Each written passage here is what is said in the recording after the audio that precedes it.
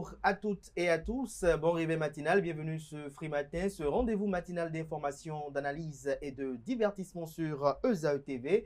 Pour le numéro d'émission de ce matin, chers amis internautes, je reçois pour vous deux invités notamment spéciaux, si je peux le dire ainsi. Il y a Benoît Assouan-Degla qui passe dans la rubrique invité matinal. Il est député de la 10e circonscription électorale qui comprend les communes de Glazoué, de Savet et de Ouessé. Il est ancien ministre de l'Intérieur et de la Sécurité publique. L'autre invité est le ministre conseiller Rachidi Guadamassi, ministre conseiller auprès du président de la République, Patrice Talon, chargé de la défense et de la gouvernance. Avec tous les deux, on parlera de cette tentative de putsch qui défraie la chronique et suscite commentaires et analyses au sein de l'opinion nationale et internationale.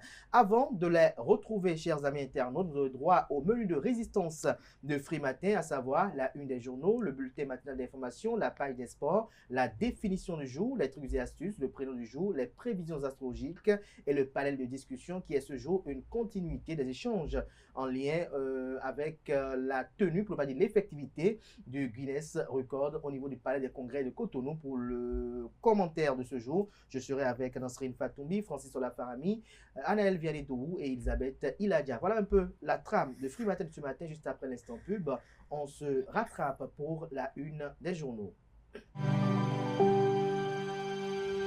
Tu viens d'avoir le bac ou tu veux te reconvertir dans un domaine d'avenir, faire le choix du numérique et rejoindre l'école supérieure d'administration, d'économie, de journalisme et des métiers de l'audiovisuel ESAE. De nouvelles filières sont disponibles dès cette rentrée: informatique et multimédia, informatique industrielle et maintenance, réseau informatique et télécommunications, système informatique et logiciel, sans oublier les filières initiales: administration générale, administration des finances, administration des affaires, sciences juridiques, sciences économiques, sciences de gestion, journalisme et métiers de l'audiovisuel. ESAE est disponible sur 4 sites: Cotonou-Badjoumende, Cotonou-Akpakpa, Abomey-Calavi et Parakou. Pourquoi choisir l'ESAE? Des formations conçues pour le marché de l'emploi, des enseignants expérimentés et passionnés, des infrastructures modernes avec équipement de pointe, des opportunités de stage et d'emploi garanties. Les inscriptions sont en cours et les places sont limitées. Ne rate pas ta chance,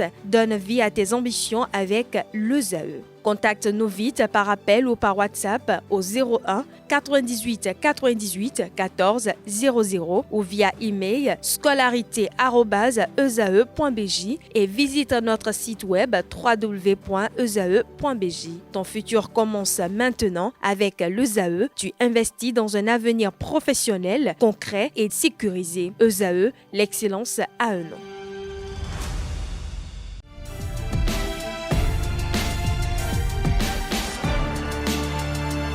Bonjour à nouveau, chers amis internautes. Nous démarrons cette une des journaux avec le quotidien béninois d'information générale et d'analyse, L'Informateur, qui ce matin en manchette écrit: coup d'État déjoué au Bénin, de nouvelles informations.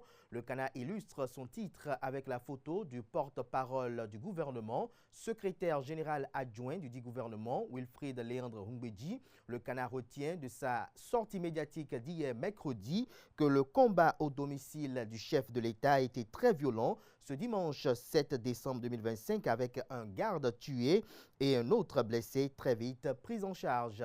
Lisez l'article compte rendu de cette sortie médiatique à la page 3. En deuxième du titre à la une, l'Informateur nous apprend que dans le cadre des élections législatives et communales de 2026, les conditions et règles dans les médias sont à découvrir à la page 4. Prise en otage des locaux de la télévision nationale, le CNPA Bénin et l'UPMB apportent leur soutien à la SRTB.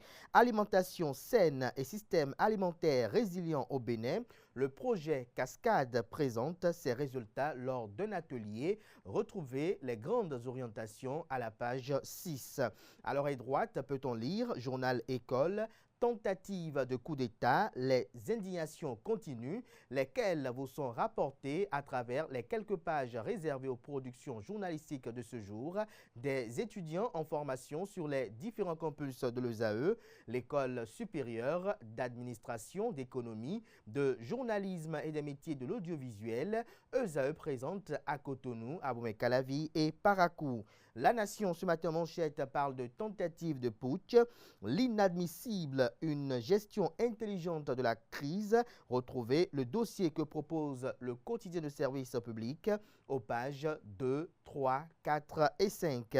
On peut lire également à la une du quotidien national d'information de ce matin, remise en cause de l'ordre constitutionnel au Bénin, origine de ces vidéos qui font croire à un soutien populaire dans les colonnes de sa proposition. Fraternité, ce matin manchette, putsch déjoué au Bénin, le gouvernement annonce des enquêtes approfondies.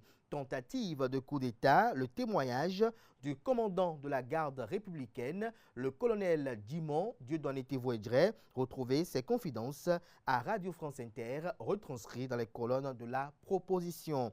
Le matinal, tentative de coup d'État au Bénin, les confidences du chef de la garde républicaine, Dimon Dieudonné Tévoedre, lève le voile sur le fil des événements, lumière sur le rôle primordial joué par les forces de défense et de sécurité. Lire son entretien exclusif accordé à Radio France Inter, tout ceci à la page 6.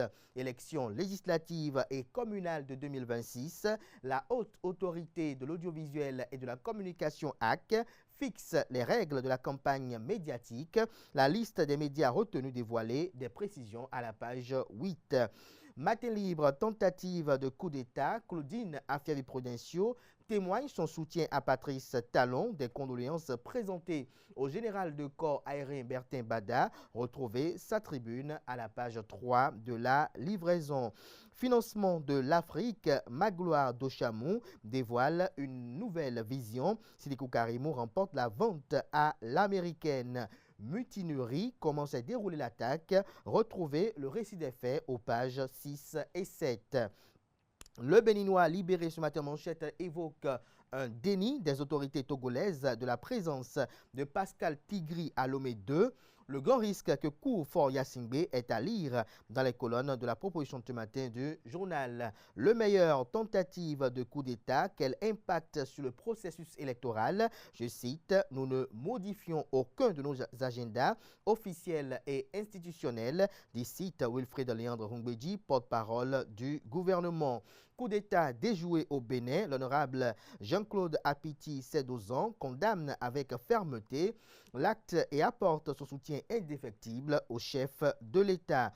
Le quotidien, pour ne pas dire l'hebdomadaire, autant pour moi, satirique et humoristique paraissant à Cotonou, le déchaîné du jeudi cette semaine, un titre en manchette, Ton pied, mon pied. Vous avez un monsieur qui est sur son portail et une cohorte, pour ne pas dire quelques personnes qui sont venues devant son portail. Sur le portail, c'est inscrit, j'allais dire, chez Papa Tontinier, confiance 100%. Vous avez le monsieur qui dit, vous faites quoi devant ma maison avec natte, moustiquaire et matelas? Partez d'ici. Et aux autres de retorquer, l'un d'entre eux bien évidemment qui a sa natte dans sa main gauche. Papa Tontinier, nous avons appris que tu cherches visa pour aller en Europe. Nous sommes inquiets pour nos sous.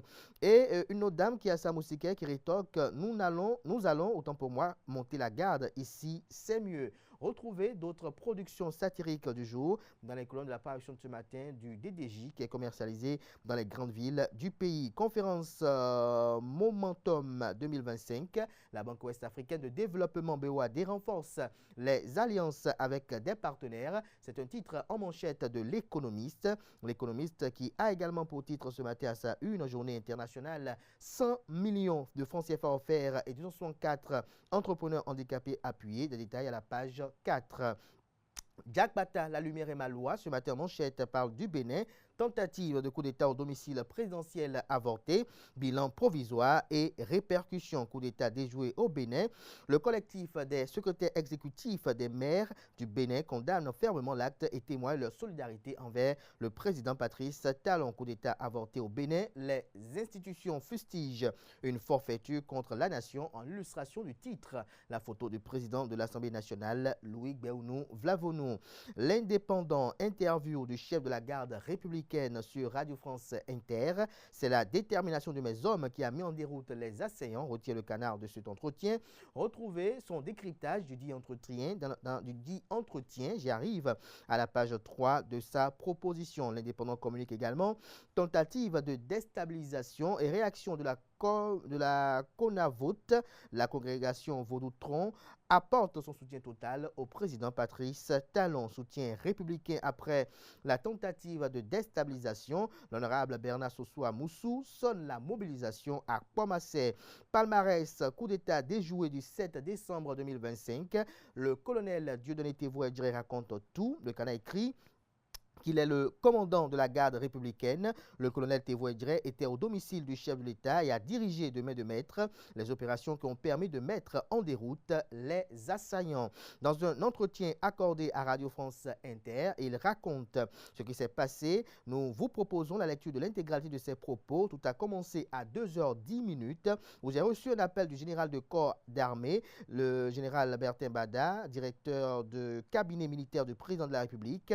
Il m'a alerté qu'il était attaqué à son domicile par des hommes cagoulés. À la suite du général Bada, le général Abou Issa, chef d'état-major de l'armée de terre, m'a également appelé. J'ai immédiatement compris que ce n'était pas un acte isolé de délinquance, mais bien une tentative d'atteinte à la sûreté de l'État. Retrouvez le récit des faits dans les colonnes de la proposition de ce matin du journal, qui propose ce matin également comme titre « Élections couplées législatives et communales du 11 janvier 2026 ». La Haute Autorité de l'audiovisuel et de la communication HAC signe une charte de bonne conduite avec les partis politiques en lice et prend deux décisions majeures. Fiabilité du scrutin législatif de 2026, la Cour constitutionnelle peaufine ses délégués et garantit l'impartialité du scrutin. Libération à présent, apologie du putsch du 7 décembre. Le gouvernement met en garde et évoque des poursuites. Putsch manqué, la traque internationale de Tigré lancée, nous informe Libération. Dabarou, ce matin, Parakou, construction annoncée d'une aire de jeu de proximité. Patrice Talon à l'écoute de la jeunesse de la cité des Kobourou. Retrouvez des détails dans les colonnes de la proposition de ce matin du journal. La boussole, coup d'État manqué au Bénin. Quand la réussite du pays de Talon dérange, comme commanditaire soupçonné, les rumeurs pointent vers les États voisins de l'AES. Retrouvez des précisions dans les colonnes de la proposition de ce matin du journal. Tourisme, infrastructure, loisirs et fiscalité, le gouvernement acte des projets structurants. L'autre quotidien, putsch manqué au Bénin, les grandes leçons d'une aventure hasardeuse des mutins. Retrouvez des détails à la page 3. Lancement d'un avis de recrutement de 14 agents contractuels. Retrouvez des détails à la page 4 de la proposition. La cloche à présent, Conseil des ministres du 10 décembre 2025, des infrastructures d'utilité publique à l'agenda du gouvernement. Retrouvez les détails à la page 12. Les statuts de l'école des métiers du tourisme, de l'hôtellerie et de la restauration approuvés. Retrouvez les implications dans les colonnes de la proposition de ce matin du Canard. Rapport annuel 2025 de la Fédération internationale des journalistes. 111 journalistes, dont 9 en Afrique, tués en 2025. Plus de 500 journalistes derrière les barreaux. Retrouvez des détails sur ce rapport à la page 2 de la livraison. Dans la perspective de la présidentielle de 2026, la plateforme Jeunesse Wadaï opérationnelle. La nouvelle gazette, Oscar du top 10 des hommes et femmes de l'année 2025 du département des Collines. L'inspecteur des douanes, Soumanou Ali, distingué pour ses œuvres de charité. La tribune de la capitale pour conclure ce matin après la tentative de coup d'État déjouée au Bénin, un faisceau de soutien au président de la République Patrice Talon et à son gouvernement. Message conjoint du CNPA Bénin et de l'UPMB. Vous avez en illustration quelques images de laquelle on peut lire des citoyens tenant des pancartes « Non aux ennemis du développement du Bénin, non au coup d'État ». Formation massive des enseignants, plus de 7000 professionnels en renforcement de capacité. Ce sera tout pour la une des journaux. Merci de votre aimable attention.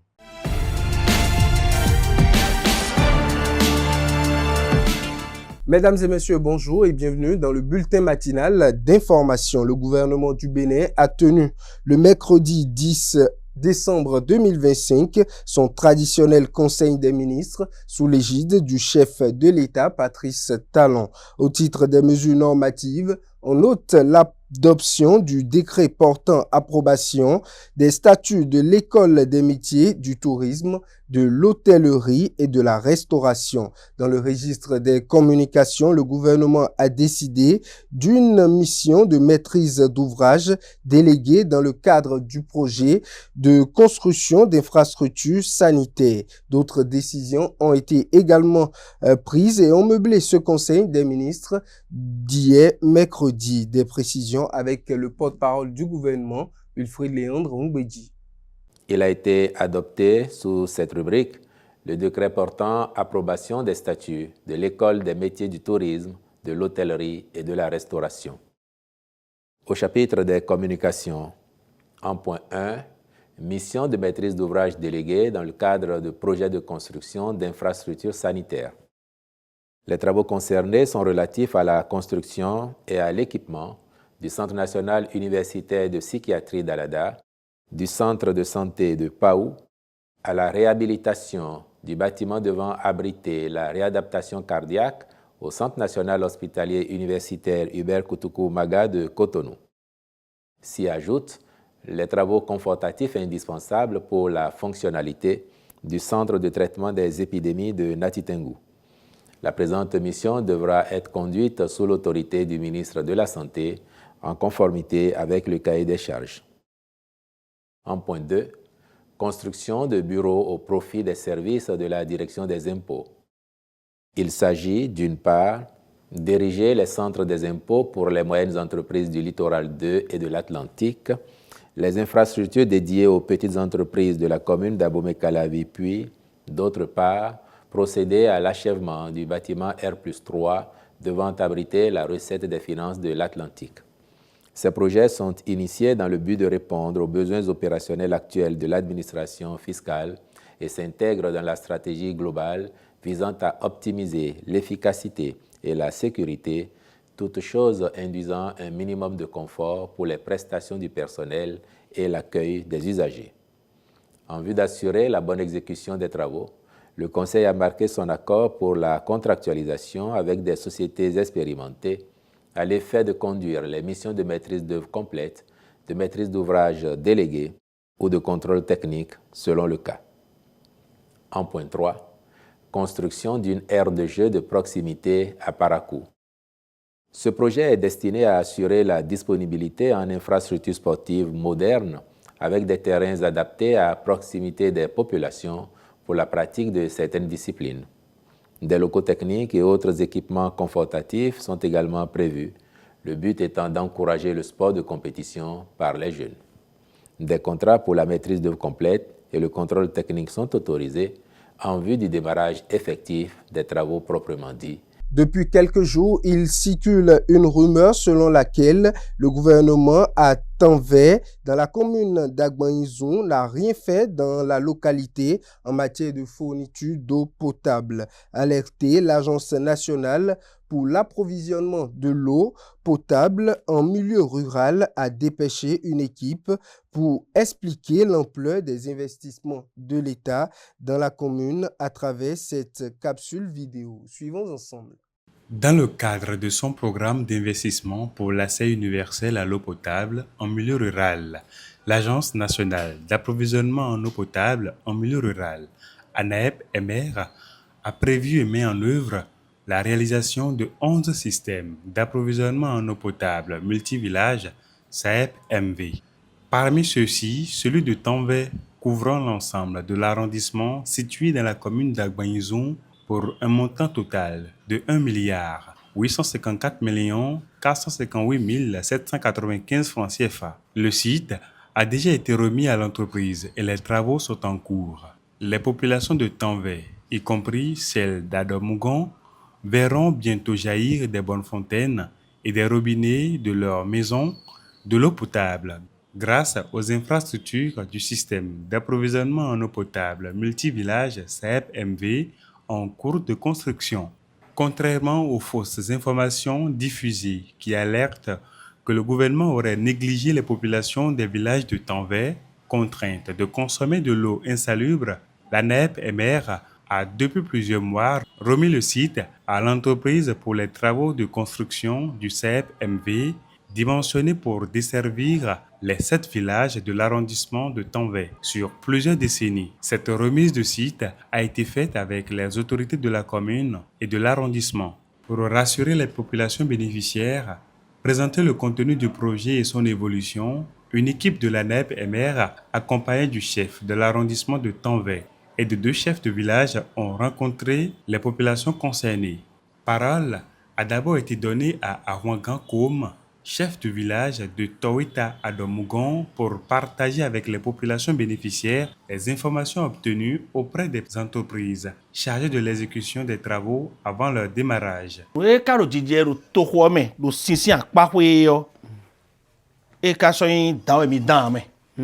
O 5 côté a khoso do canton ho o trala de dabgon sin ho le ton était qu'on va château o eokun sin ro fune ba kai ho kan di mo ten kon ka bo château do po wa o château ene on e jo amblo mi do hoja bo château ene on e na donsion be na gbon to ho tanve ton bime château ne ko de outi minablo eblo un mois idion yemero château ene nu fi na don sin bon le yo ibi o to ho be gbon file dopo e wa kaka fi be na ze fontaine do amole dopo me o fi na sodo do fi bo to ho e don sin wa o me do na ho sin yo nji o ta mi de so ikreba ene bon e ko na fi o be do fiti yana 4 mais sur 7 abi moi et na bon to ko le ben toita e chakapa kin pendant a kon adomugon entreprise la zo kon mi po la zo e khusu fi na no e gbegbe no wa e wa le yo e na yo mi wala je ku do iton fi na so machine de toledo e fie de so na noe ne kra don alielo esuwe ne kra blogbon nu teme in hudonu ye do poro le o mi no gudo bo to kai do chateau e na blon mi we yo kan de so na kendeu nu da ho no pegidi blon mi be eja. Le directeur de la planification, des études et des travaux de l'ANEP-MR, Mathieu Dadjo, a permis aux populations de comprendre dans un langage accessible le contenu des travaux en cours de réalisation au profit de chaque village et hameau de Tanvé. Il a profité de l'occasion pour demander aux entreprises de livrer les travaux à bonne date selon les termes du contrat. Château ho de tibe bon château dahu nous na so litre meton menos en les et na 350 000 e château na bon na no ho sin demain si ne o support et si ou do forage métonofio e la so di mblona donc forage ezawe de le forage o wedo o podi Pota po file vopo bodo poli bena blodo pota bena blo atomo do po bo forage aton le na hopli bana ho sin do chateau bo chateau mo nko e wena na mi sin ai hongbe no bonu fontaine bo do di yo robinet we bo yon le hen na no yi sin robinet no ba de rupo de bo na no note be na no yi sin o do ta e na hen na note bo na yi sin o de a so to bon e me de ko si ko ton gbe boyi bonu fontaine ne o no eblo di do bonu fontaine no go we cheju aton e na yi bonu fontaine ko bo na yi sin ton bo na ko gbe no e ba ka ba a so de ta won we no je mi na no yi bonu fontaine ko no ba a so de ta won no je o fue tole fue no le ina yi bon o robinet do fegbe e la kwere dia de mi de dion we nu do mi de fo dion chaki wo we ben de chaki wo robinet do kwegbe ben besoin bon médecin non quand on nano yi bonne fontaine ko bo e nano ado onye na yijen ko nyera jen ko doya e koto egbe yo atiti karafia ahun de ba wa ho so de ta won boy ye ja so waji o mi na je nu soji bere po pa je nu soji bona mo tembo yi bona mo tembo yi robinet do kwetogbe de ho so len gbon ni bon me makana peu bona se yi robinet do be troro a e de la no yi bonne fontaine on ba no yi si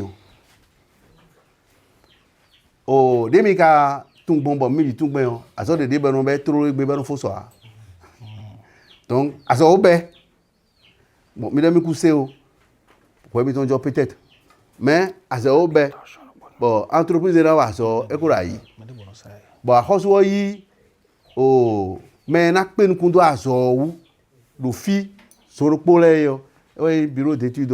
Au lendemain de la tentative de coup d'État manqué orchestrée par un groupuscule de militaires, les partis politiques de l'Union progressiste Le Renouveau, du Bloc républicain et de la Force Cori pour un Bénin émergent FCBE ont organisé un meeting politique pour affirmer leur soutien au président de la République, Patrice Talon. Suivez dans cet élément les propos recueillis de Luc Setondi Atropo, militant du parti politique Union progressiste Le Renouveau et maire de la ville de Cotonou. Il est au micro de Larios Setondé Adjagbenon et de Francis Olafahami. Je voudrais, au nom de la 16e circonscription, saluer le chef de l'État, son sens d'organisation, son sens d'anticipation. Je voudrais saluer l'armée et tous ceux qui se sont battus pour que nous puissions être là cet après-midi. Je voudrais saluer le bien de Benou pour cette organisation. Saluer le secrétaire du BE qui est là, la délégation FCB aussi qui est là, donc je vous salue tous. Ce sont les chefs de parti qui ont voulu et qui ont compris que nous avons besoin de nous voir pour manifester à notre président pour notre attention. Écoutez non. Écoutez non comment. Écoutez non comment. Pour un temps, ça n'a pas vraiment voulu la télé. Pour moi, nous temons au fil mais nous devons bien dans nos filles. Maman dit qu'il galère aider. Et bien attendant, nous avons besoin de galère qu'elle doit même faire bien pour elle. Dites-moi.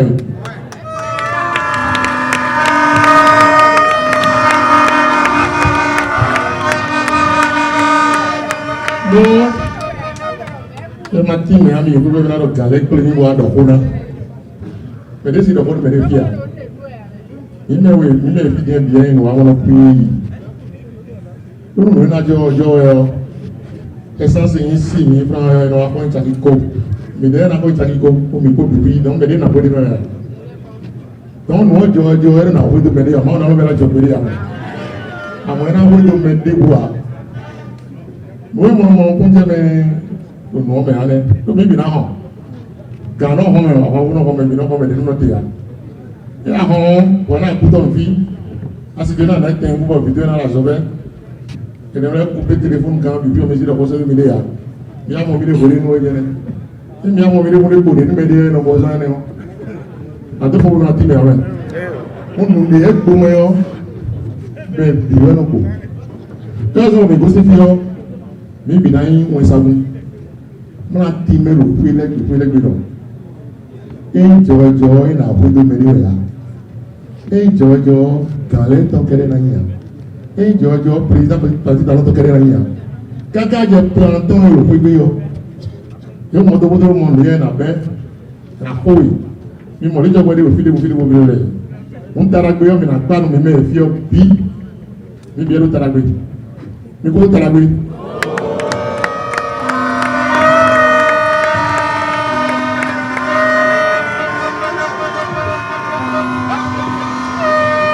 Mais comment taragoué? Qui n'a pas de l'ignorer, à deux fois de couper, en donne mais on porte pas. Et George, on a beaucoup de boulot. Mais mon père, mais mon père, en donne mes premiers, À présent, je vous invite à suivre Christelle Hundonugbo Alioza, militante du parti politique Union progressiste Le Renouveau et présidente de la dynamique CHA, qui s'est prononcée également sur cette rébellion. On regarde. Notre pays a frôlé une épreuve dont nul citoyen épris de paix ne voudrait être témoin. La nation tout entière a ressenti ce sursaut d'indignation et de tristesse en découvrant des hommes sous drapeau attaquer les symboles de notre nation. Nous, femmes du Bénin, du nord au sud, de l'est à l'ouest, dénonçons avec la plus grande fermeté cette dérive qui ne reflète ni l'esprit de notre armée républicaine, ni la volonté du peuple béninois, profondément épris de paix, attaché à la démocratie et à la stabilité. Nous saluons avec hauteur et reconnaissance le sursaut exemplaire des forces de défense et de sécurité pour leur sens d'honneur et de loyauté qui ont permis de neutraliser cette dérive avec efficacité. En ces heures de grande solidarité, nous, femmes du Bénin, exprimons notre soutien au président de la République, à son gouvernement, aux institutions civiles et militaires de notre pays. Nous, femmes du Bénin, réaffirmons notre engagement aux côtés du gouvernement et de son président pour la construction du Bénin apaisé, résiliente et tournée vers l'avenir. Nos pensées fortes pour nos soldats tombés sur le front de la défense de notre vivre ensemble. Toute notre solidarité aux familles touchées. Je voudrais, chères femmes, que nous puissions avoir une pensée particulière pour la femme de notre général, le général Bada, qui a perdu son épouse hier en défendant notre nation. 30 secondes de pensée pour cette femme et pour tous les autres civils qui sont tombés. Plus que jamais, nous, femmes béninoises, appelons à la mobilisation générale autour de notre nation, de nos institutions et de notre président. Aucune certitude avec les coups de force, aucune sécurité avec les coups de force. Nous disons tous ensemble, femmes, nous disons non aux coups de force. Non, non. Restons collés à cette actualité liée au coup d'État déjoué, une tentative fermement condamnée par la Confédération générale des travailleurs du Bénin. Au micro de Quentin Amoussou, suivez le secrétaire général de la Confédération, Moudassirou Bachabi. C'était un événement dramatique. Je crois qu'aucun patriote, quel que soit son niveau de déception par rapport à une gouvernance, ne peut véritablement souhaiter que son pays connaisse des événements de ce genre. Parce que tout pouvoir qui s'installe à la suite d'un putsch est forcément un pouvoir d'exception. Et le pouvoir d'exception ayant, disons, des pouvoirs assez étendus parce que, ayant pris en otage la souveraineté du peuple, il devient un pouvoir absolu. Et tout le monde sait qu'un pouvoir absolu corrompt absolument.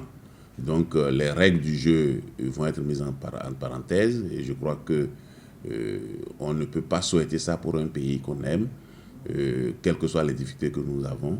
Et vous savez très bien que par essence et par engagement, par conviction, moi je suis un homme du dialogue. Donc vous comprenez que le dialogue exclut toute violence.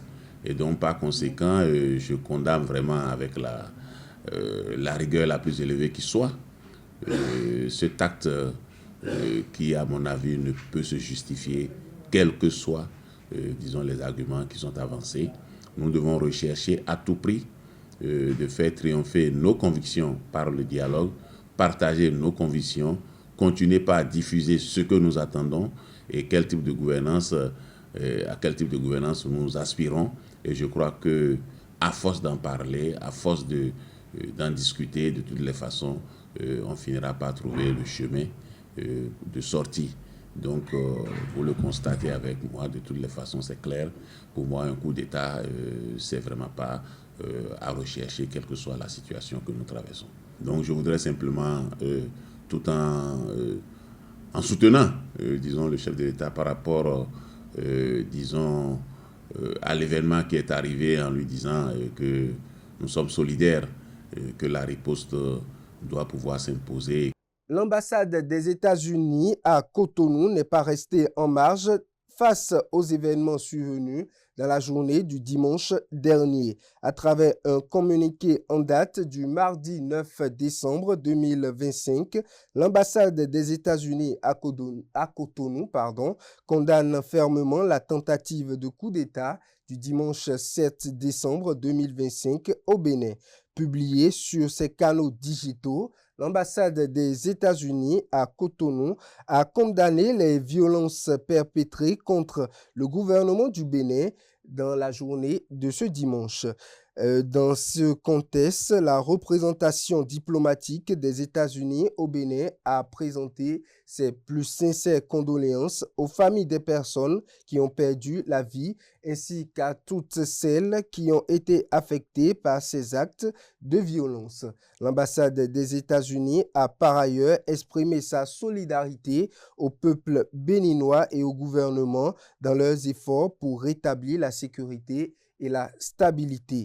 Dans le même registre, le réseau des jeunes béninois de la diaspora RJBD a réagi avec fermeté. Dans un communiqué diffusé, le réseau des jeunes béninois de la diaspora exprime son indignation et réaffirme son engagement en faveur de la stabilité institutionnelle et du respect de l'ordre constitutionnel. Au micro de Nasrine Fatoumbi et de Francis Olafahami, le président du réseau des jeunes béninois de la diaspora, Didier Ladislas Lando, condamne sans équivoque cette tentative de renversement du pouvoir. On le suit dans cet extrait. Le réseau des jeunes béninois de la diaspora condamne avec la dernière rigueur la tentative de déstabilisation de l'État et de ses institutions survenue le 7 décembre dernier. Nous réaffirmons que le Bénin auquel nous aspirons est un Bénin où le changement de régime se fait uniquement par la voie des urnes, où nos différences d'opinion s'expriment librement et où le dialogue prime sur la violence. C'est le lieu pour nous également de réaffirmer notre soutien au président de la République, le président Patrice Talon, seul détenteur de la légitimité issue du suffrage universel. Nous saluons également la bravoure et la loyauté de nos forces de défense qui sont restées fidèles à leur serment de protéger la nation, à leur serment de veiller sur la République. Leur bravoure et leur loyauté sont pour nous une source d'inspiration. Et aujourd'hui, en plus d'affirmer que le rouge de notre drapeau incarne le courage de nos aïeux, nous pouvons dire fièrement que le rouge de notre drapeau évoque également désormais la bravoure et la loyauté de nos forces de défense et de sécurité. Nous nous inclinons face à la mémoire des personnes qui sont tombées lors de ce malheureux événement et nous souhaitons que leur âme repose en paix.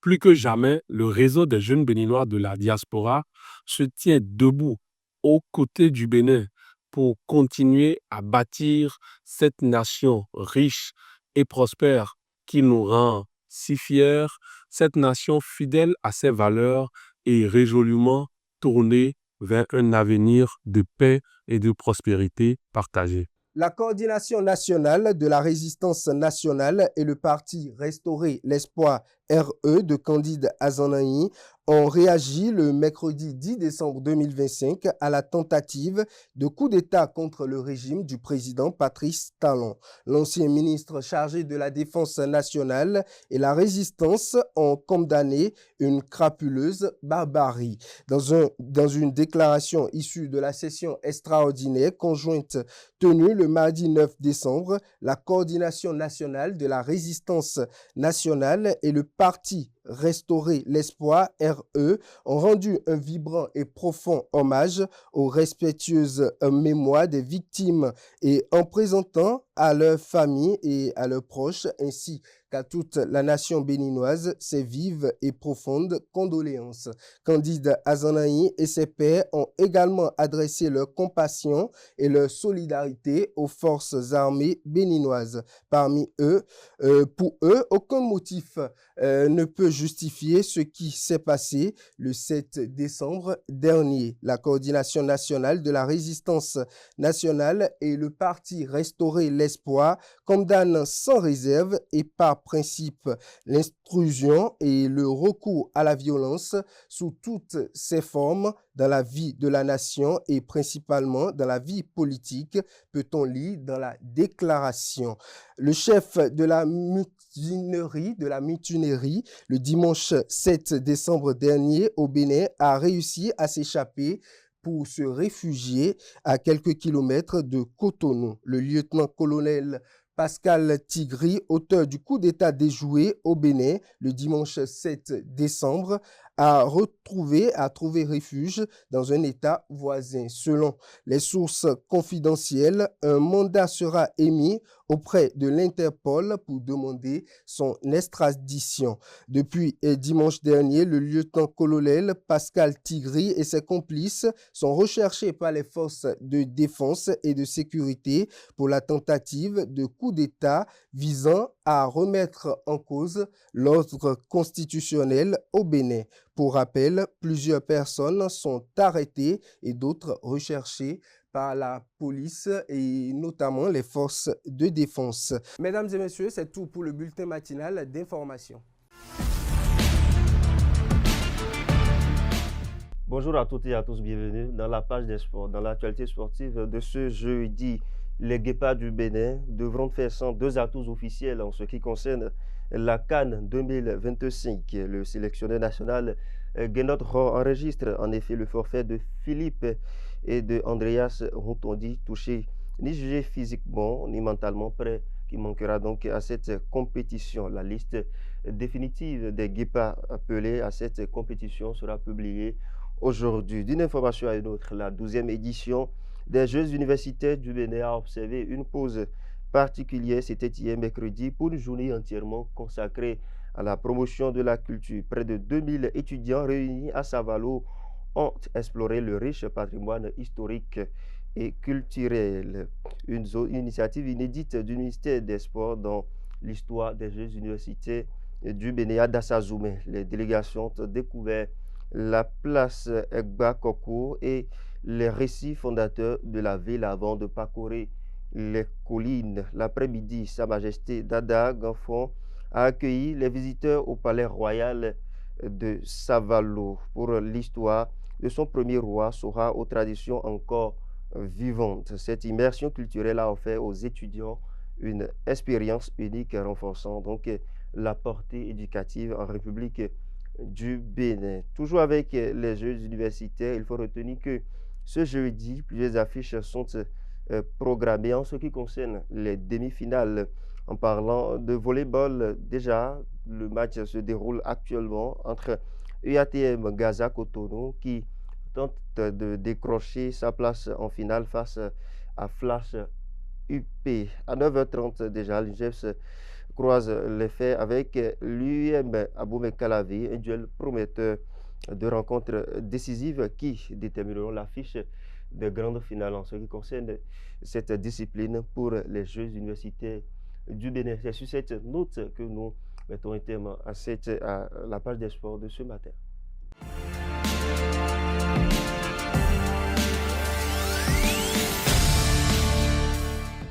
Chers amis internautes, bonjour et bienvenue dans la rubrique Le Prénom du jour. Aujourd'hui, nous célébrons les Daniel.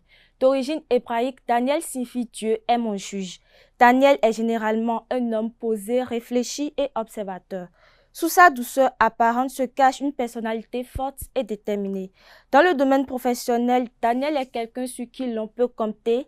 Il est sérieux, rigoureux et méthodique. En amour, il est fiable, stable et sincère. Il ne s'engage pas à la légère, mais lorsqu'il aime, il le fait profondément. Bonne fête au Daniel et c'est tout pour le prénom du jour.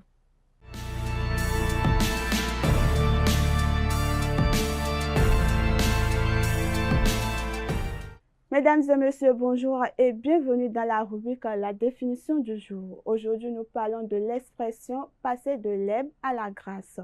Passer de l'herbe à la grâce signifie passer soudainement d'une situation difficile, pauvre ou modeste, à une situation beaucoup plus favorable ou confortable. Cette expression oppose symboliquement l'herbe qui représente la pauvreté et les conditions de vie difficiles à la grâce qui évoque le confort, la chance et l'élévation. Exemple d'utilisation, depuis qu'il a obtenu cette bourse, il est passé de l'herbe à la grâce, ou encore avec son nouveau poste, toute sa famille est passée de l'herbe à la grâce. Et voilà, c'est tout pour la définition de ce matin. Merci de nous avoir suivis et à la prochaine.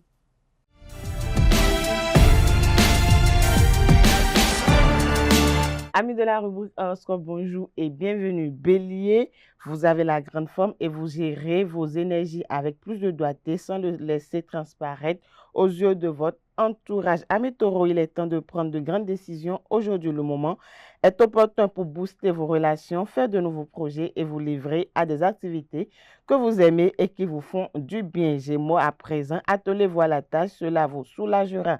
Vous êtes en pleine forme pour vous lancer dans l'arène sociale. Vous auriez besoin de vous aérer malgré tout. Natif du signe Cancer, rien ne pourra arrêter votre optimisme grandissant ce jour. Vous aurez des facilités à fêter les critiques avec le sourire.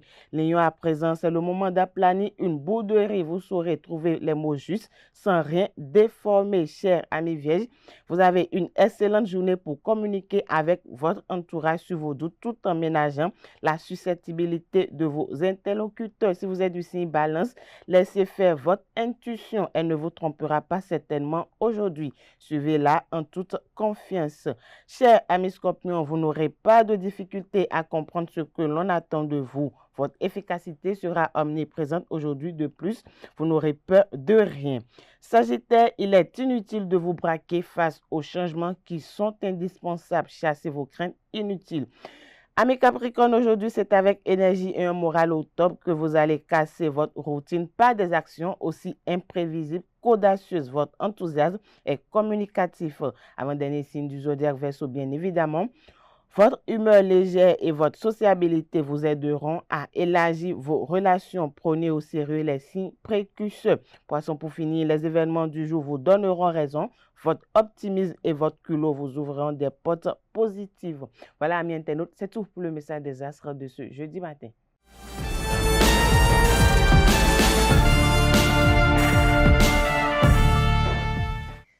L'invité matinal de ce matin, je suis avec l'ex-ministre de l'Intérieur et de la Sécurité publique, actuel député au Parlement au sein de la 9e législature, Benoît Assouan-Degla. Bonjour. Bonjour, mon cher Abdel. Merci d'être à nos côtés ce matin pour commenter l'actualité, notamment cette tentative de putsch qui défraie la chronique tant au plan national qu'à l'international. On va revenir sur les faits et les commenter avec quelqu'un qui a eu la chance d'être ministre de l'Intérieur et de la Sécurité publique, notamment en République du Bénin, donc qui de mieux placé pour connaître un peu le fonctionnement de certaines institutions de la République avec lui, puisque nous sommes le 11 décembre. On va évoquer de façon sommaire l'anniversaire de la Constitution du 11 décembre 1990, et puisque nous sommes à quelques semaines de la tenue du scrutin du 11 janvier 2026, nous allons voir au niveau du bloc républicain, notamment le candidat du parti politique Bloc républicain de la 10e circonscription électorale qui comprend les communes de Glazoué, de Savet et de Ouessé. On va savoir comment il se prépare pour le compte de ces échéances électorales avec ce coup d'État déjoué. Alors, Benoît Degla, bonjour à nouveau. Allez, merci, c'est moi. Bonjour. Alors, en tant qu'ancien ministre de l'Intérieur, lorsque vous avez eu vent, et député à l'Assemblée nationale, bien évidemment, lorsque vous avez eu vent de ce qui se tramait dans votre pays le dimanche dernier, tout de suite, quels ont été vos réflexes? J'avoue que, comme tous les Béninois, j'ai été surpris et attristé parce que depuis 1972, ça fait quand même 53 ans. La génération que nous connaissons aujourd'hui n'a plus jamais vécu cette période-là. Et c'est vrai que la période est révolutionnaire, elle a fait son bout de chemin, son petit bout de chemin. C'était pas très glorieux, mais il y avait quand même eu cette stabilité. Et que les coups d'État étaient considérés à jamais comme révolus. Mieux, à la conférence nationale des forces vives, les forces de défense et de sécurité ont prêté le serment de rester désormais à la caserne. Et on n'a pas compris comment est-ce que des égarés ont pu oser, lorsque tout notre pays est désormais convaincu qu'il n'y a pas de raccourci pour arriver au pouvoir, si ce n'est pas les voies des urnes. C'est le lieu de féliciter nos forces de défense et de sécurité qui ont agi promptement, rigoureusement et avec beaucoup de professionnalisme pour mettre hors d'état de route, de nuire, n'est-ce pas, pour mettre en déroute ces mutins qui n'ont pas compris, qui sont dans le Bénin et que le Bénin, ce n'est pas le Dahomey d'il y a 50 ans, 53 ans, et que les choses ont véritablement changé, et que nous sommes un pays de démocratie, et que nous sommes des démocrates. Et que nous sommes des démocrates. Alors, est-ce que le dimanche-là, ça vous a pris d'appeler, puisque vous avez été quand même ministre de l'Intérieur, d'appeler quand même certaines sommités de l'armée béninoise, de contacter des ambassades? Quels ont été vos réflexes tout de suite? Mais non, oui, bon, c'est toujours possible, c'est arrivé d'appeler, et puis... Vous avez envoyé un message au chef de l'État? Je ne vous le dirai pas. Oui, allez-y. Il a dit lui-même, il en a reçu beaucoup, et il a eu l'occasion de remercier tous ceux-là qui lui avaient présenté, qui lui avaient envoyé des messages de soutien. De solidarité. De solidarité. Je fais partie de ceux-là, mais tant mieux. Alors, je sais que... On comprend aussi à demi-mot. Je n'ai rien dit. Je crois que le chef de l'État, dans son rôle, et tel que c'est décrit par le commandant de la garde républicaine, on peut se réjouir d'avoir un homme courageux, un homme qui sait ce qu'il veut pour son pays, un homme qui veut la paix pour son pays, un homme qui ne veut pas se faire distraire. Vous savez, ce jour-là, quand j'ai vu les premières images, j'étais réveillé par mon garde de corps. Il a appelé l'agent de sécurité, qui m'a fait appeler. Je ne dormais pas, mais seulement je n'avais pas allumé le poste. Quand il m'a demandé, mais voilà, il semble qu'il y a tentative de coup d'État. Quand j'ai vu les premières images que j'ai vues, j'avoue que je n'ai pas accordé d'importance parce que c'est que c'était foiré. Quand vous regardez, que vous avez vu sur les images, bon, oui, voilà, c'est pas convaincant, c'est ça? Ben, vous avez vu comment ils se chamaillaient entre eux déjà. Je ne sais pas si vous avez vu cette partie-là, où ils se chamaillaient. J'étais convaincu que ça n'allait pas loin. Mieux, je savais que j'ai eu l'information rassurante que le chef de l'État était sain et sauf et en lieu sûr. Alors vous n'avez pas tout ça là, et puis vous venez faire le cinéma à la télévision. J'étais dit que c'est vous à l'échec. C'était vous à l'échec, c'est le cinéma. Ils ont mal coordonné le truc, et c'est ce qu'il fallait pour qu'ils échouent. Donc moi, aujourd'hui, je constate simplement que une frange, n'est-ce pas, de nos forces de défense et de sécurité n'a pas compris le serment qui a été fait lors de la conférence des forces vives de la nation, et qui continue de croire que ce qui est possible ailleurs est possible chez nous. Les conditions ne sont pas les mêmes, la maturité n'est pas la même, l'ancrage démocratique dans notre pays n'est pas le même partout ailleurs. Mais qu'est-ce que vous pensez de leurs revendications, de ce qu'ils ont eu ils ont fait des revendications, mais qui ne sont pas nouvelles. Moi, je suis député à l'Assemblée nationale. nous venons de voter le budget de l'État, la loi de finances 2026. Les AME, il en a été question. Avant le budget, les AME, il a toujours été question. Le gouvernement apporte et nous donne des approches de solutions. Et la sécurité, vous avez vu le niveau d'avancement, de réalisation des infrastructures sécuritaires dans notre pays. Regardez les nombreux camps qui ont été construits en petit peu de temps. Regardez l'acquisition de matériel qui a été fait en petit peu de temps. Mais ils pensent ceux-là que nous avons de l'or, que nous avons du pétrole, et qu'il faille du jour au lendemain avoir tout, des mirages, avoir des bombardiers et tout. Mais ce n'est pas possible. Pour combattre ces terroristes dont ils parlent, il faut disposer des moyens. Ce que nous avons ne fait pas de nous un pays totalement impénétrable, invulnérable. Mais non, mais on avance. On avance. Et ils devraient pouvoir avoir honte. Ceux-là qui parlent de ça, parce que c'est à eux que la nation a confié la mission de défendre au prix de leur vie l'intégrité territoriale de notre pays. S'agissant des implications de ci et de ça, moi je pense que chaque fois que, comme on le dit, terre à terre, qui veut tuer son chien l'accuse de rage, vous voyez, sinon que par rapport aux libertés individuelles dont il parle, on en parle sur ce plateau, on en a parlé. On en a parlé. Il n'est pas interdit de parler. La liberté de parler, je suis devant vous, je parle. Mais on parle jusqu'à la limite établie par la loi. Alors quand vous ne respectez pas la loi, vous êtes au travers de la loi. Et par conséquent, vous subissez les rigueurs de cette loi-là. Alors, quand on dit que les libertés, les privations, c'est vrai, et ça c'est dans tous les pays. Mais attendez, quel exemple aujourd'hui peut-on nous donner de pays qui soient exempts de tout ça? Et Sarkozy vient de finir la prison, là. Il est encore prisonnier, il est encore prisonnier, là. Qu'est-ce qui se passe? Trump a été prisonnier. Bolsonaro est prisonnier. Aux États-Unis, c'est pas les merveilles.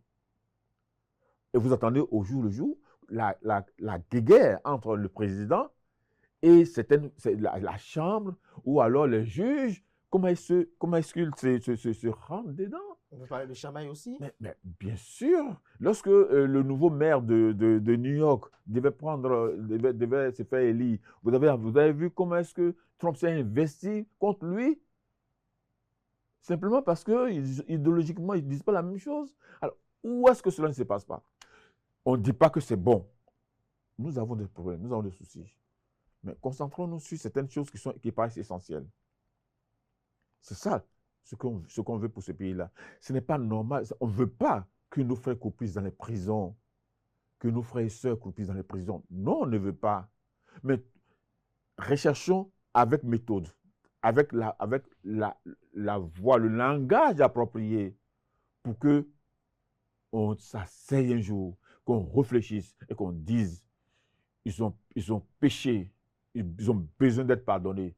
Mais vous ne pouvez pas être en train de demander pardon et chicoter celui de qui vous visez le pardon. Mais c'est ce qui se passe malheureusement. Personne n'est heureux d'avoir ses frères et ses sœurs en prison. Ça, je vous le dis. Mais est-ce que vous ne pensez pas que de façon, sur le plan géopolitique, le Bénin s'est retrouvé confronté à cette tentative de putsch au regard des pays limitrophes dont certains sont dirigés par des militaires? Non, mais ce n'est pas surprenant. C'est pas surprenant. Il y a l'effet de contagion. Il y a l'effet de contagion. Vous avez vu la Côte d'Ivoire. En Côte d'Ivoire, aujourd'hui, le nord du pays, à un moment donné, les terroristes avaient voulu envahir ce pays-là. Mais ce n'est pas seulement terroriste, il y avait aussi une tentative d'imposer, de faire prendre le pouvoir par certaines forces militaires.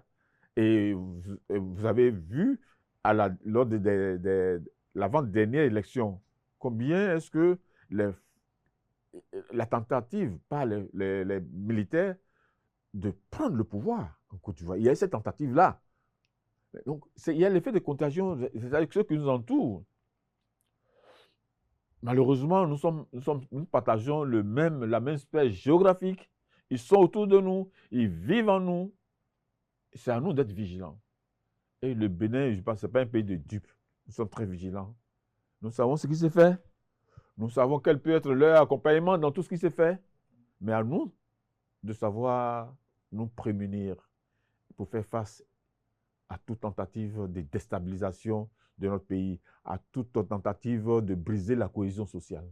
Il y a quelques mois, on peut le dire ainsi, on a eu à entendre le porte-parole du gouvernement, secrétaire général adjoint du gouvernement, Wilfried Ndoumbouidi, qui a eu à dire avec gravité qu'il y a des renseignements qui attestent de ce qu'il y a des officines qui ont pour plan de déstabiliser le Bénin. Est-ce une conséquence de ces révélations qu'il avait fait dans le temps? Bon, je l'ai entendu dire, hein, mais bon, voilà, je ne suis pas au même niveau d'information que lui. Je constate simplement que, à la date d'aujourd'hui encore, il y en a encore qui continuent de s'enorgueillir de la tentative de coup d'État qu'il y a eu dans notre pays. Il y en a qui continuent de faire croire, à travers des publications, que ce coup d'État, il est toujours en cours. Vous voyez? Et quand on voit... punir. Ben, oui, ils ne sont pas que béninois. Ils ne sont pas que béninois. Il y a des publications qui viennent d'ailleurs.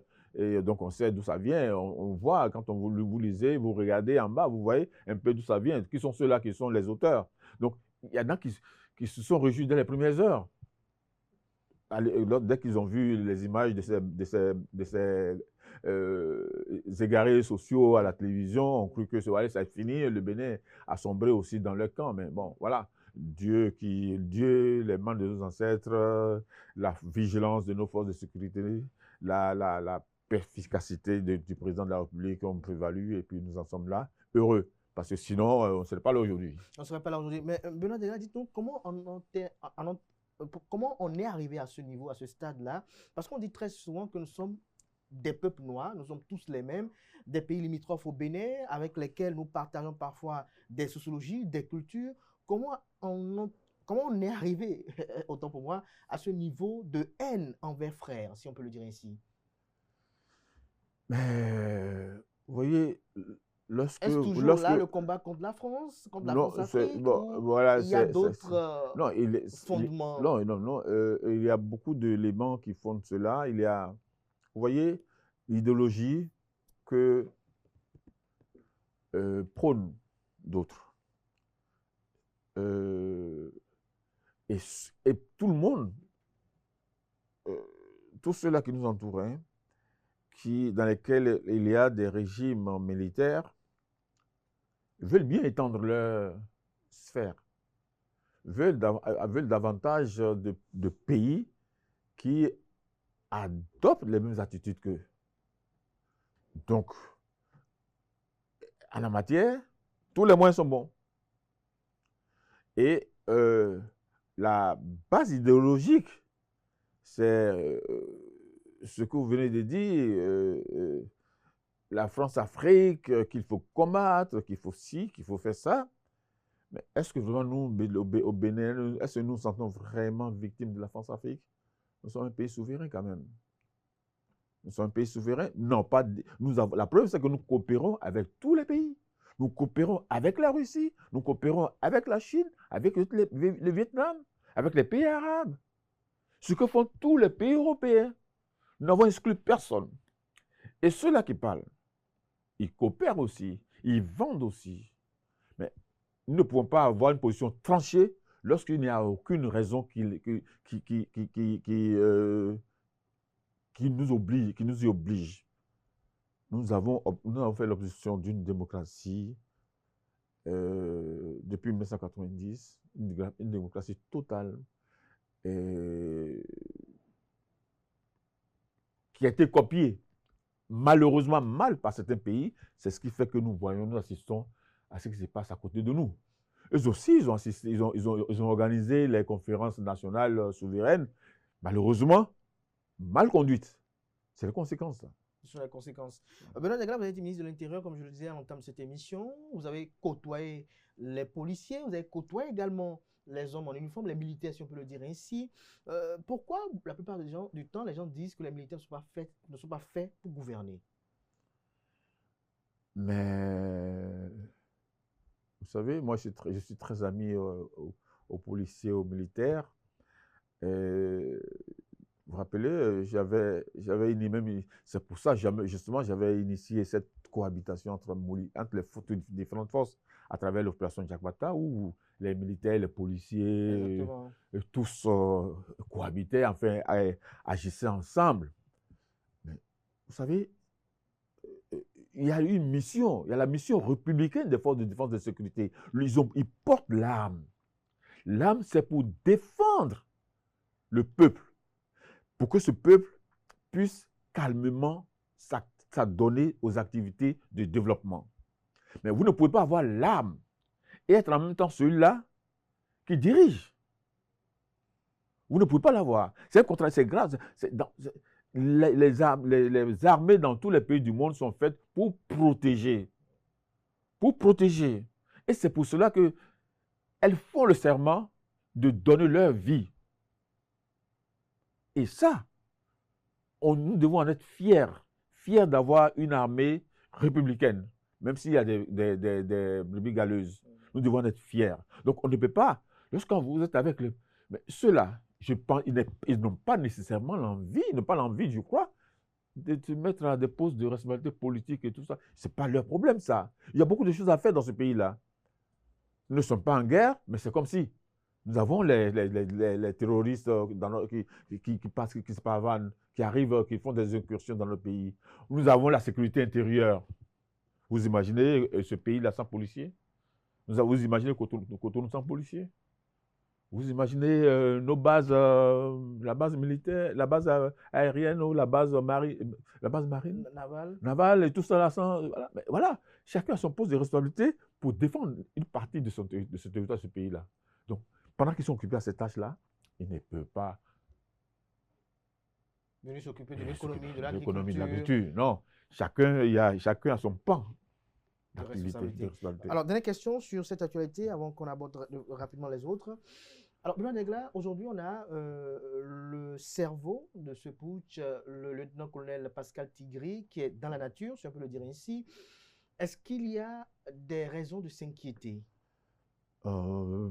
Il reviendra 1000 fois, il va échouer 1000 fois. Il reviendra 1000 fois, il échouera 1000 fois. Dans la situation est totalement sous contrôle, comme l'a dit le président. Oui, bien sûr. Je crois que la préoccupation qu'il doit avoir aujourd'hui, c'est sa survie. Sa survie. Pas militaire, pas militaire, c'est fini. Sa survie en tant qu'individu, en tant que. Voilà, c'est ça. Ou trouver refuge pour pouvoir être en sécurité. Pour lui, aujourd'hui, ce qui est le plus important, c'est le vital. Et donc, la traque est lancée, on attend les prochains jours pour qu'il soit... je ne sais pas, mais c'est pas, écoutez, ça peut prendre du temps, mais ça peut être longtemps après, mais ça peut être bien moins après, bien moins. On peut l'avoir bien moins de temps après, mais de toute façon, on ne peut pas avoir un ennemi de cette envergure-là qui soit en train de se pavaner autour de nous, aux alentours de nous.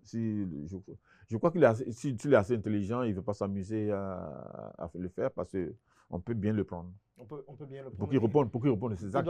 Mais c'est la meilleure des choses quand même. Vous avez échoué, vous avez violé les lois de la République, et en tant que responsable que vous êtes, parce que quand même, il n'est pas n'importe qui. Il n'est pas n'importe qui. C'est un officier de la garde nationale. Ce n'est pas n'importe qui. Le lieutenant-colonel. Il a violé son serment. Il a violé les lois de la République. Et c'est en toute responsabilité qu'il devrait pouvoir accepter, se mettre au service, à disposition des juridictions compétentes. Les juridictions compétentes. Et il y a quand même une dame qui a perdu la vie, Berthe Bada. Mais voilà, non, il n'y a pas qu'elle. Je pense qu'on aurait pu commencer par là, avoir une mémoire et avoir une pensée pieuse pour cette dame-là, valeureuse dame, qui a perdu la vie, tout comme le militaire. Tout cela, il ne méritait pas cela. Vous imaginez au petit matin, et puis vous recevez les balles qui vous amènent qui vous ôtent la vie. J'avoue que on doit remercier très sincèrement, le Bénin doit être reconnaissant doit être très reconnaissant à l'endroit de la cadre républicaine du général Bada. Vous avez suivi la chronologie des événements. Imaginez un peu qu'il n'ait pas pu s'échapper pour appeler au téléphone. Le commandant de la républicaine. Qui n'est pas... Parce que les autres avaient été déjà pris. Avaient été déjà séquestrés. Et que lui n'ait pas eu le temps de le faire. La carte républicaine aurait pu être surprise. Donc ce monsieur, je pense qu'on doit lui reconnaître beaucoup de valeurs. Et je crois que je l'ai vu au lendemain seulement se présenter à un conseil des ministres. Déjà le jour où il a conduit les opérations. Le lendemain de jour, il a conduit les opérations avec la mort de son épouse. Se présenter là, ce n'était pas facile hein, pour tout homme en qui coule le sang. Il s'est présenté courageusement. Je pense qu'il mérite beaucoup d'honneur. Il mérite beaucoup d'honneur. Il a appelé son épouse et j'espère, je m'étais donné de proposer, mais que les rues qu'on veut rebaptiser, qu'une rue porte les initiales de son nom, de son épouse, et puis voilà. Je sais pas, j'ai oublié, lui c'est Georges Bada, lui c'est Bada, Bertin Bada, c'est la femme, je sais pas, voilà, voilà, la rue Bébé Bada, pourquoi pas, les 3 B, voilà, quelque chose comme ça. Ben, ça mérite. Il faut lui rendre son honneur. C'est pas seulement la mort des gens qu'il faut leur rendre honneur aussi. Mais on a besoin de lui reconnaître cela. Il a sauvé la patrie. Il a sauvé en grande partie la patrie. C'est vrai que les autres forces ont courageusement défendu et avec les armes le pays, mais il a joué un rôle très important. Très important. Alors nous sommes le 11 décembre et 11 décembre 90, 11 décembre 2025. Il y a 35 ans que s'est tenue la Conférence nationale des forces vives de février 1990 qui a donné à la Constitution du 11 décembre 1990. Notre Constitution, pour certains, il y a eu 2 enfants, notamment en novembre 2019 et puis en novembre encore 2025, ce qui t'a dit peut-être que c'est le mois de novembre qui est le mois de révision constitutionnelle. Alors dites-nous, Benoît Dagla, vous qui avez participé à ces 2 révisions constitutionnelles, est-ce que pour vous, l'esprit de la Constitution de 11 décembre 1990 est toujours là? Est-ce que cet esprit plane toujours sur la République du Bénin? À 35 ans, la Constitution a quand même grandi. La preuve, elle a 2 enfants. À 35 ans, les conditions dans lesquelles elle a vu le jour, cette Constitution, rappelez-vous un peu, bon, peut-être que vous étiez très jeune. Enfant. Vous voyez, c'est la diaspora. La diaspora, surtout la diaspora, ceux qui sont venus de l'extérieur, ceux qui avaient fui le pays, ceux qui avaient été condamnés, ceux qui avaient été, pour des raisons diverses, qui étaient retrouvés à l'extérieur du pays, qui ont été graciés, qui sont revenus avec quelques-uns dans ce pays, qui se sont mis ensemble pour rédiger une constitution. Vous comprenez donc que c'était dans des conditions très spéciales. Mais 35 ans après, je pense que on peut quand même voir à quoi peut ressembler, à quel visage donner à la Constitution en touchant à quelques éléments, mais sans remettre en cause tout ce qui est fondamental dans notre Constitution. Donc, moi, je souhaite bon anniversaire à notre Constitution, que Dieu lui prête vie pour qu'elle vive très longtemps en forme.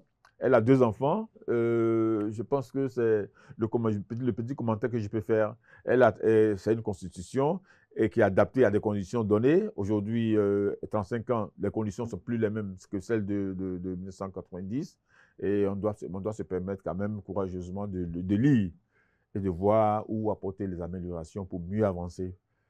Voilà. Pour mieux avancer. Et donc, l'esprit du 11 décembre 1990 est toujours là. Mais la démocratie telle qu'elle a été conçue, telle qu'elle a été vue par la Constitution, elle demeure. Raison de plus, c'est justement la raison qui explique que les Béninois ne sont pas sortis à l'appel de ces ignares-là qui ont demandé à ce qu'on aille supporter leur coup. Leur coup. Voilà. Alors, Benoît Dagla, il y a eu tentative de putsch. Au niveau de la 10e circonscription électorale, est-ce que les populations ont senti quelque chose là? Est-ce que, étant loin de Cotonou, elles n'ont rien vu se passer? Ben, elles avaient besoin seulement d'être rassurées. Puis voilà, nous l'avons fait. Il y a eu des équipes, qui sont mises en place pour pouvoir mieux expliquer que c'était de la paille, c'était un coup un feu de paille. Voilà, que ça ne servait à rien, que ça ne constituait rien en réalité qui nous fasse reculer. C'est vrai qu'il y avait des inquiétudes. Et dans cette logique-là, nous continuons. Non? Vous avez vu nos mouvements de condamnation et tout, sur l'ensemble du territoire, cela continue. Ça va continuer. Au moment où je vous parle, je dois être à une séance pour pouvoir programmer sur ce nombre des territoires parce que je suis membre d'un comité. Donc, j'avoue que tout se met en place, tout se fait déjà pour pouvoir calmer au mieux, comprendre, apaiser, rassurer nos populations. Pour apaiser nos populations. Alors, comment ça va se passer au niveau de la 10e circonscription électorale? On a vu des marches à travers le pays. Est-ce qu'au niveau de la 10e également, on assistera également à ces marches en soutien, en solidarité au président Patrice Talon et également en condamnation des tentatives de Et les populations réclament très fortement ces actions-là. Elles aussi, elles veulent se mettre dans la danse pour dire avec combien d'estime et elles sont heureuses, n'est-ce pas, du dénouement et pouvoir dire bravo à nos forces de sécurité et de défense de sécurité et grand merci au président de la République qui a tenu, qui a organisé, qui a pratiquement coordonné et qui a fait que, en tant que chef supérieur des armées, et chef suprême des armées, qui a fait en sorte que notre pays tient debout. Il a quelques minutes de secousse, mais le pays tient debout et c'est ça l'essentiel.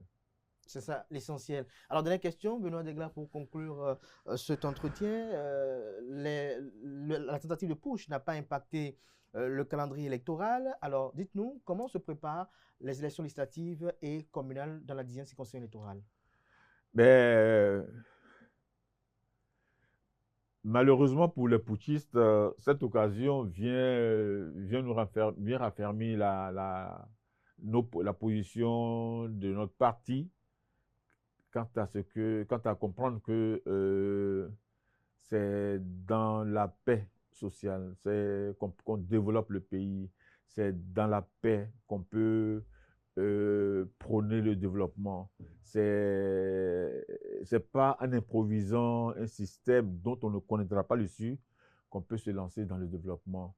Je suis sûr que nous aurons moins de problèmes à convaincre nos populations dans les choix qu'elles vont faire parce que l'illustration qu'on peut faire de cette tentative, pitoyable tentative de coup d'État, est telle que les populations sauront que ce n'est pas à travers le coup d'État que le pays va se développer et que nous avons besoin de cultiver la paix.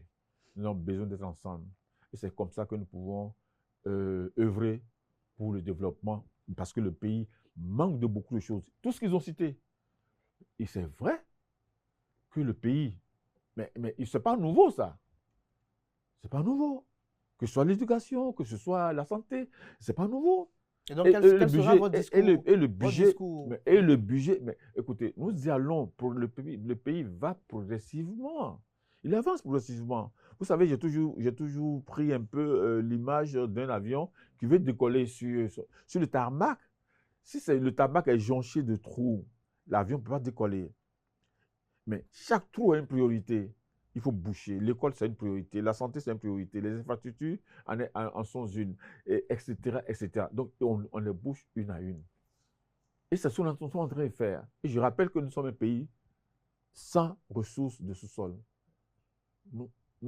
Nous allons sur le même marché que les pays européens, dans les pays du Golfe, pour chercher de l'argent. Ils sont plus puissants. La France, aujourd'hui, c'est quoi? La France, c'est Qatar. Excusez-moi de le dire comme ça. Ils vont prendre de l'argent. Alors, nous n'avons pas de ressources. C'est la gestion que nous faisons, la qualité de la gestion de notre gouvernance qui fait que les gens nous font confiance. Et c'est en cela que ceux-là qui ont tenté ce coup devraient être punis avec la dernière rigueur parce qu'ils veulent lancer un discrédit sur notre pays. Mais plaise à Dieu, ça ne marchera pas. Parce que vous avez entendu, quand vous parlez, quand des ambassadeurs parlent, c'est comme si, est-ce que désormais, il faut faire confiance au pays, à ce pays-là? Mais oui, il faudra continuer à nous faire confiance parce que le pays tient debout et les responsables sont toujours là et les élections vont se dérouler à bonne date et le pays va continuer d'avancer.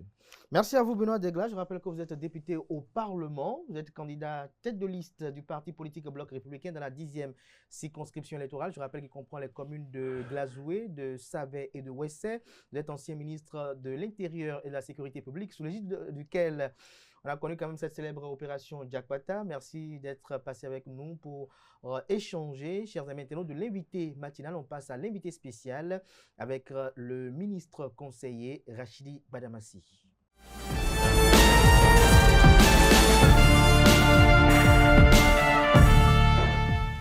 Le spécial invité de ce matin, je suis avec Rachidi Badamassi. Il est ministre conseiller en charge de l'intérieur, de la sécurité, de la défense, de la décentralisation et de la gouvernance locale auprès du président de la République, Patrice Talon. Notons qu'il a été plusieurs fois élu député, notamment au cours des 5e, 6e, 7e et 8e législatures. Il a été également maire de la ville de Parakou et à ce titre, il a été également président de l'Association nationale des communes du Bénin ANCB. Avec lui, chers amis internautes, nous essaierons de commenter l'actualité sociopolitique nationale qui défraie la chronique, notamment cette tentative de putsch déjoué qui suscite des commentaires, des réactions au lendemain du putsch déjoué, notamment pour comprendre quel est l'intérêt ou quelle a été la contribution, j'allais dire, du Nigeria dans cette opération militaire. Quel est le rôle de la France? Voilà un peu les essentielles préoccupations auxquelles le ministre conseiller aura à nous répondre. Rachidi Badamassi, bonjour.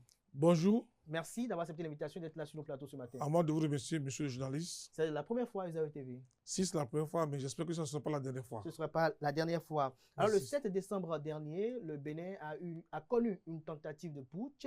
En tant que ministre conseiller en charge de la défense et de la sécurité, comment avez-vous vécu cette journée du 7 décembre? Bon, naturellement, j'ai vécu la journée avec la foi en Dieu, avec la foi en la République, avec la certitude du triomphe du bien sur le mal. Et j'avais la ferme conviction spirituelle que le Bénin a une âme. Je savais aussi que nos ancêtres ne dormaient pas. Je savais que Bianzin, Biogera, Kaba veillaient sur notre peuple. Donc j'avais la ferme conviction que notre président, je faisais confiance sur le leadership de notre président.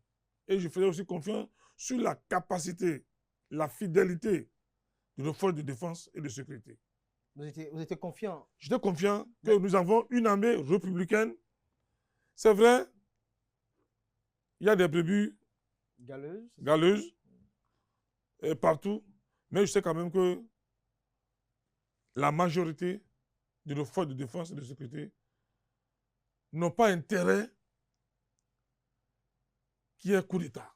Ils n'ont pas intérêt qu'il y ait coup d'État. Parce que le président de la République a fait ce qu'aucun président n'a jamais fait depuis 1960 en matière d'équipement, de bien vivre, de bien-être pour nos forces de défense militaires. En témoigne la construction de la cité de défense et de sécurité, de la cité de sécurité et de défense, caserne de Dessa Alada, les équipements modernes, le bien-être. Aujourd'hui, quand un militaire tombe au front, tous ces enfants, en cas plus de 4 enfants sont pris en compte par l'État.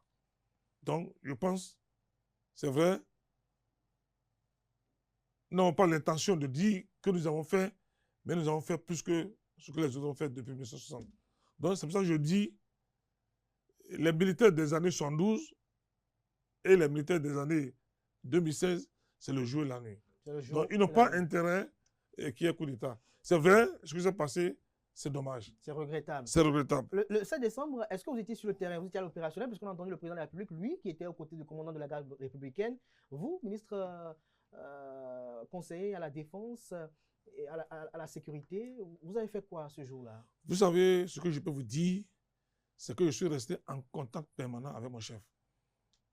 Et je voyais la bravoure qui caractérisait le président Bianzien, Bioguera, Kaba. Je voyais cette bravoure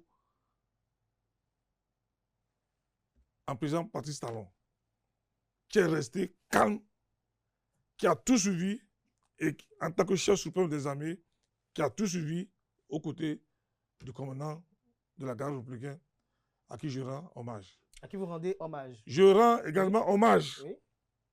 au peuple béninois pour sa maturité démocratique et politique. Un peuple sérieux, intelligent, parce que le Bénin, c'est le quartier latin de l'Afrique. Le Bénin, c'est le pays des intellectuels, des gens civilisés, des gens qu'on ne peut pas manipuler. Donc, comparaison n'est pas raison.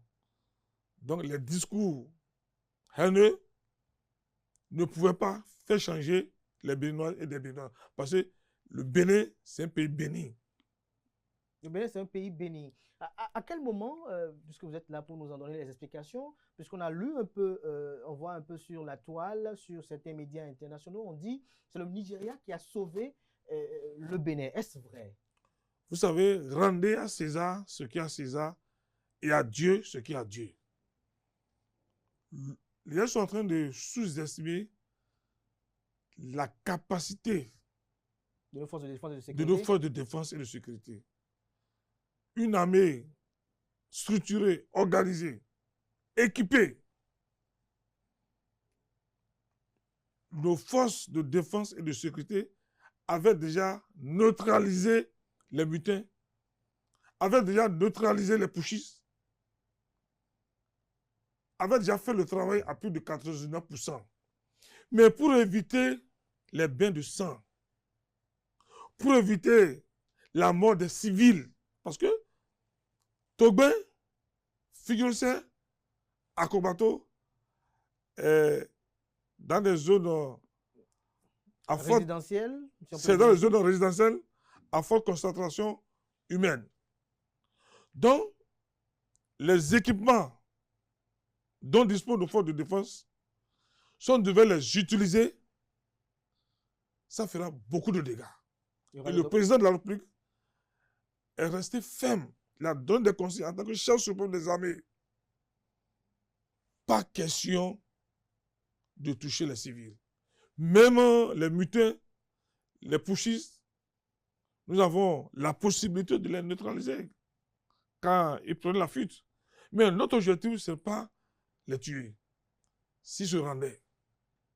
Donc, c'est le lieu de... Mais eux, ils ont tué. C'est le lieu de remercier et le leadership du président de la République.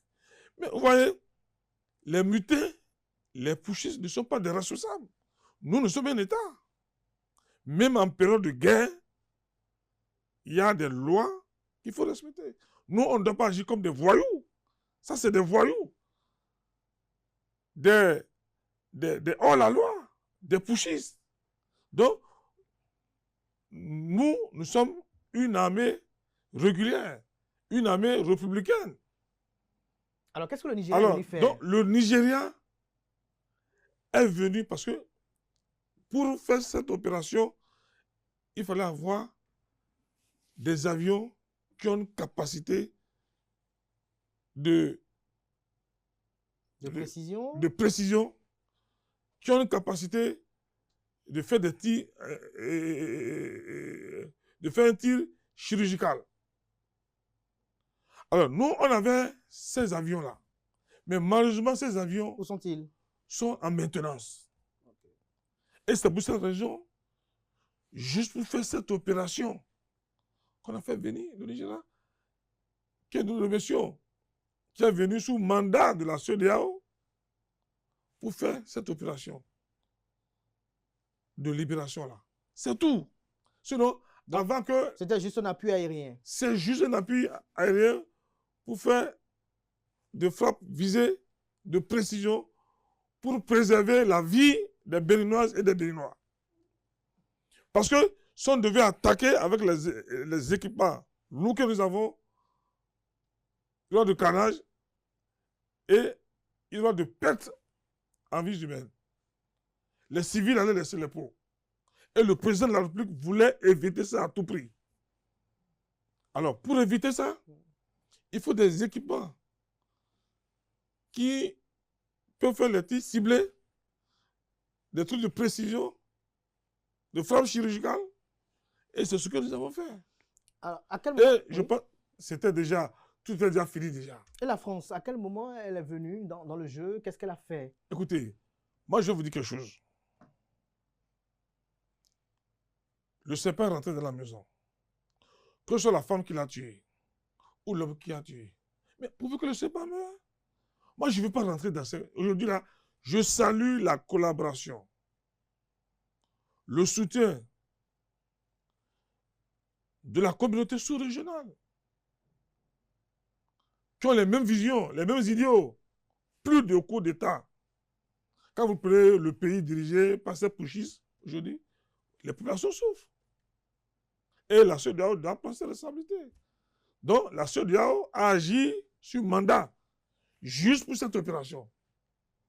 Sinon, c'est nos forces de défense, je le dis haut et fort, que c'est nos forces de défense et de sécurité qui ont fait face aux putschistes, aux butins, qui les ont mis hors d'état de nuit. La belle preuve, là, plus de, comme l'a dit le colonel Théodore, c'est plus de 45 minutes de champ de tir. Donc, en ce moment, les Nigériens n'étaient pas là. Au moment où la résidence du chef de l'État est libérée, les Nigériens n'étaient pas là. Les Français non plus. Au moment où la CRTB est libérée, ils n'étaient pas là. Donc ce n'est qu'après les avoir neutralisés, après les avoir mis hors d'état de nuit, et pour préserver la vie des Béninois et des Béninoises, pour qu'il n'y ait pas bien de sang, des innocents, que le président dit non, vous n'allez pas intervenir à l'arme lourde. À l'arme lourde. Parce que si vous le faites, il y aura beaucoup de dégâts. Il y aura beaucoup de pertes en vie humaine. Donc, ce n'est pas responsabilité d'État.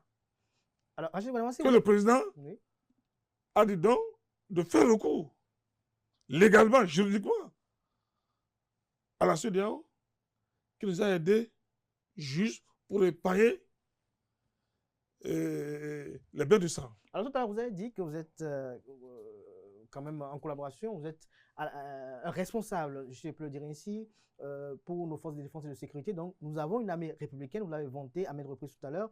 Mais est-ce que les Béninois n'ont pas des inquiétudes à se faire lorsque l'on sait qu'il y a des mutins dans la nature qui ne sont pas encore arrêtés? L'État prendra ses responsabilités.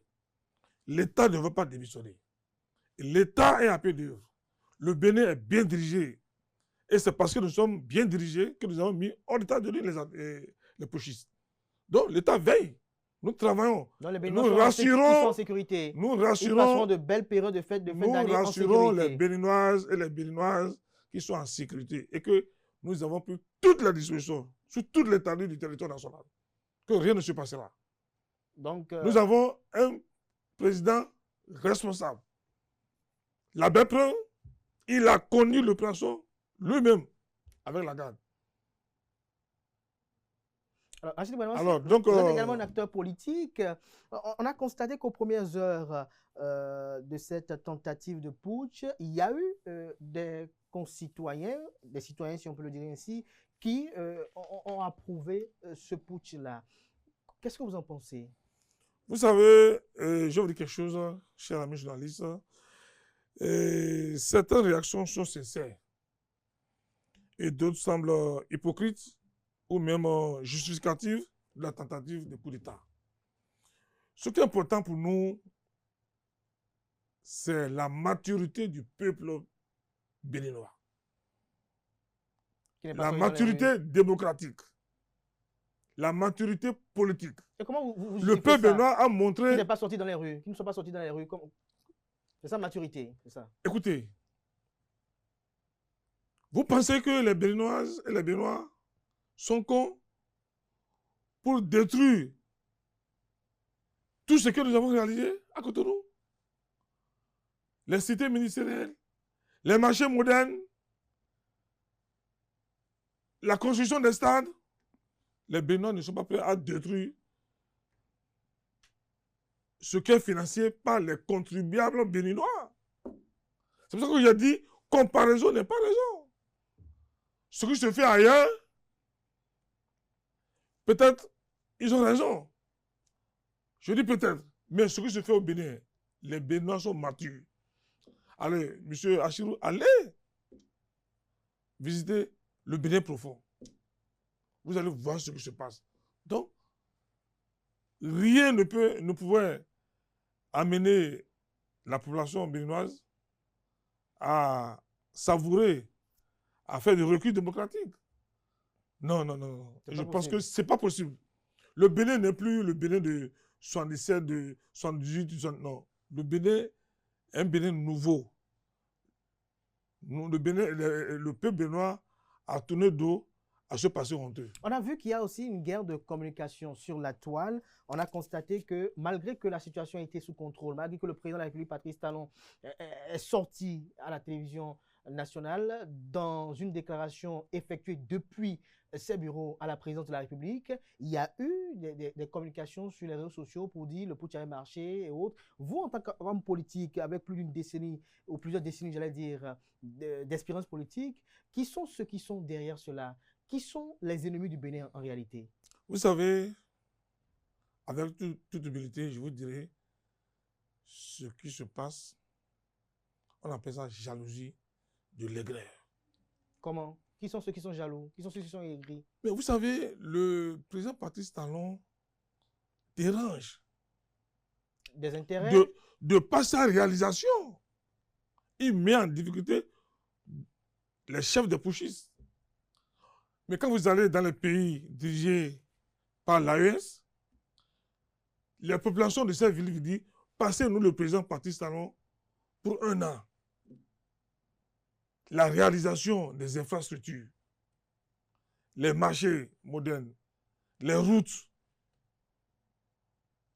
les stades modernes, les cantines scolaires, les enfants mangent 2-3 fois par jour. Toutes ces réalisations attirent la jalousie de ces pays. Donc, Talon a un problème pour eux. Alors, eux, leur problème, en réalité, ce n'est pas le bien-être des populations. C'est quoi le problème? Le problème, c'est de s'enrichir. C'est de s'enrichir, le problème. Donc, Talon a un problème. Le Bénin a un problème. Vous allez à Porto-Novo à côté ici. Vous ne pouvez pas comparer Porto-Novo à la capitale. Donc, c'est de la jalousie.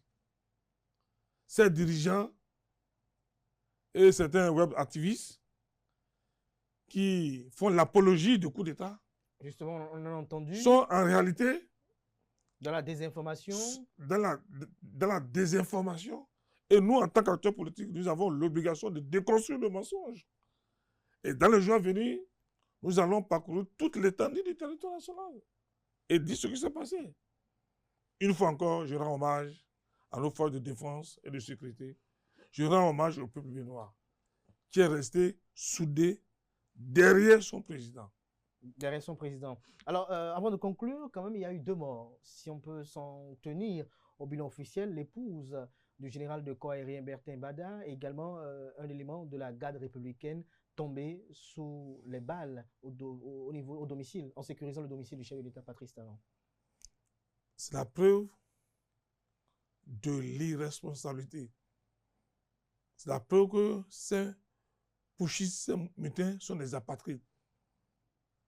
S'ils n'étaient pas des apatrides, comment quelqu'un qui se dit militaire va tirer sur l'épouse de son frère d'armes?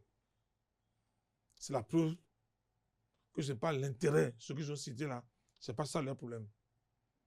C'est des gens qui sont manipulés, assoiffés de pouvoir.